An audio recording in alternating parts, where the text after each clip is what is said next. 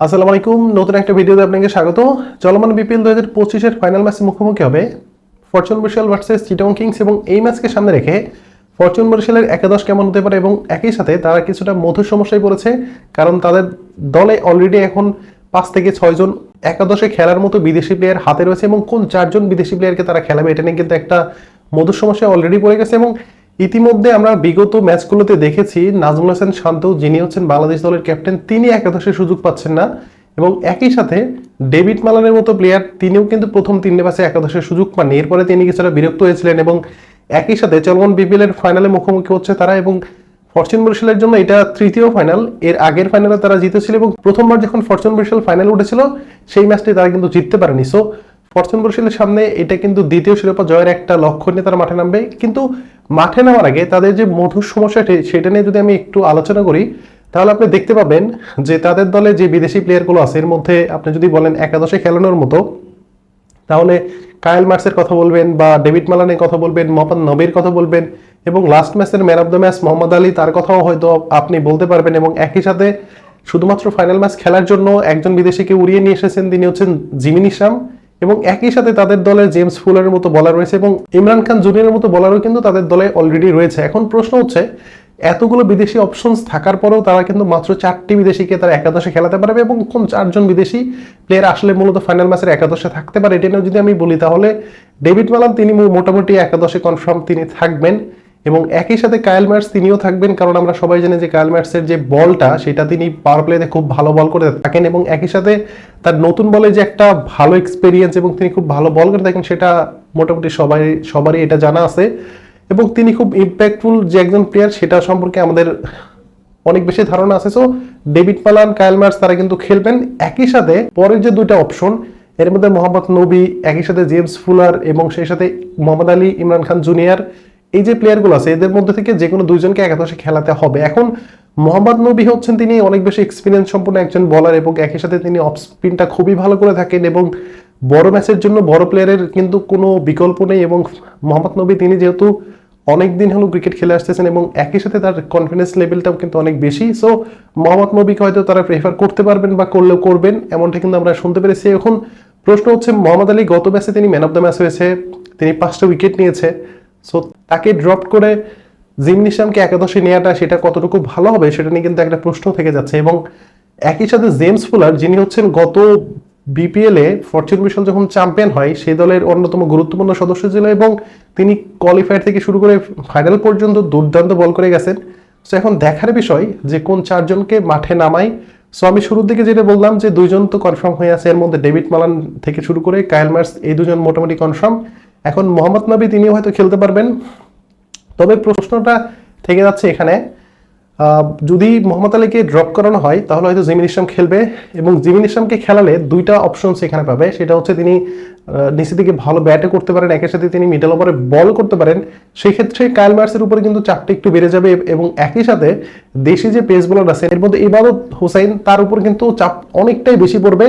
কারণ স্পেশালি যদি আপনি কোনো বলার যদি দেখেন বা পেস বলার দেখেন তাহলে কিন্তু শুধুমাত্র ইবাদত হোসেন তিনি একমাত্র থাকবেন। সো ফরচুন বরিশাল কিন্তু এমনটা কখনোই চাইবেন না এবং স্পেশালিস্ট পেস বলার নিয়ে কিন্তু তারা হয়তো মাঠে নামে। এবং জিমি নিশামকে কেন উড়িয়ে নিয়ে এসেছে এটা নিয়ে আমার কিন্তু একটা প্রশ্ন আছে।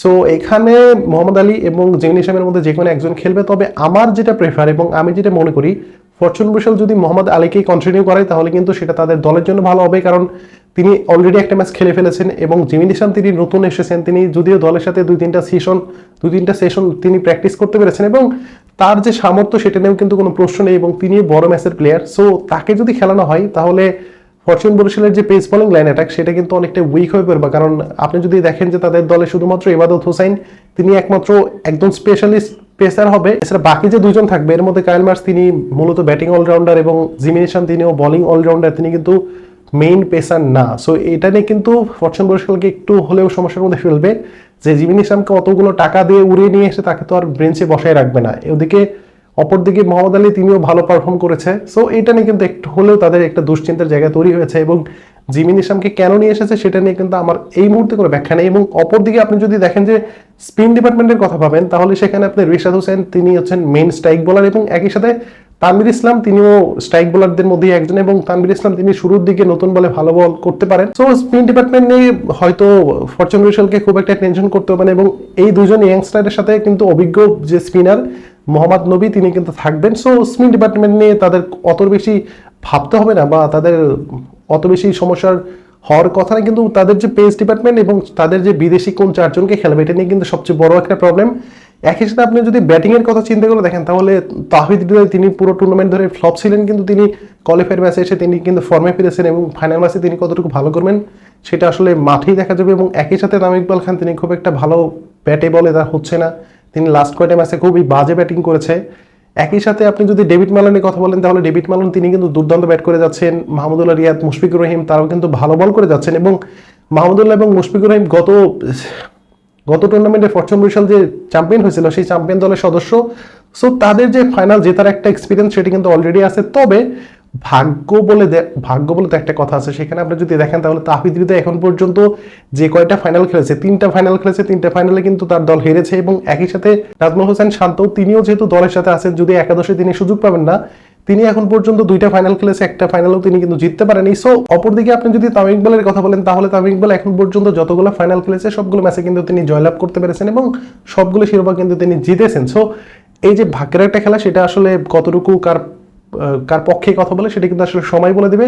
সো এখন পর্যন্ত ফরচুন বরিশাল তারা যেভাবে তাদের টুর্নামেন্টটা শুরু করেছিল এবং এখন পর্যন্ত যে ফর্মে রয়েছে এবং যেভাবে তারা এখন পর্যন্ত মাঠে পারফর্ম করে যাচ্ছে, সেটা যদি সেই ধারাটা যদি ধরে রাখতে পারে তাহলে কিন্তু তাদের জন্য শিরোপা জেতাটা অনেক বেশি সহজ হয়ে যাবে। একই সাথে তাদের একটা শঙ্কার জায়গা, তারা হচ্ছে এখন পর্যন্ত সেই প্রথম কোয়ালিফায়ারের পরে তারা কিন্তু এখনো ম্যাচ খেলতে পারেনি, এবং বিপক্ষ দলের কথা যদি চিন্তা করেন তাহলে কিন্তু তারা টানা ম্যাচ খেলে আসতেছে এবং সেখানে তাদের টানা একটা ম্যাচ প্র্যাকটিস সেটা কিন্তু রয়েছে। এবং আমরা দেখেছি যে টুর্নামেন্টের মাঝপথে রংপুর রাইডার্স যখন তারা টানা 6 দিনের একটা ব্রেক পেয়েছিল, এরপরে তারা কিন্তু মোমেন্টামটা হারিয়ে ফেলেছে এবং তারা কিন্তু ভালো করতে পারেন এবং টুর্নামেন্ট থেকে তারা এলিমিনেটর ম্যাচ খেলে তারা বিদায় নিয়েছে। সো ফরচুন বরিশালের সামনে শুধুমাত্র একটাই চ্যালেঞ্জ, সেটা হচ্ছে ম্যাচ প্র্যাকটিসটা তাদের যেহেতু হয়নি। সো প্লেয়ারদের মধ্যে যে ওই একটা ম্যাচ প্র্যাকটিসের ঘাটতি সেটা যত তাড়াতাড়ি তারা ম্যাচের সময় ইমপ্রুভ করে নিতে পারবে এবং এটা কিন্তু দলের জন্য অনেক বেশি ভালো হবে। এবং একই সাথে এই ম্যাচে টসটা অনেক বেশি ভাইটাল।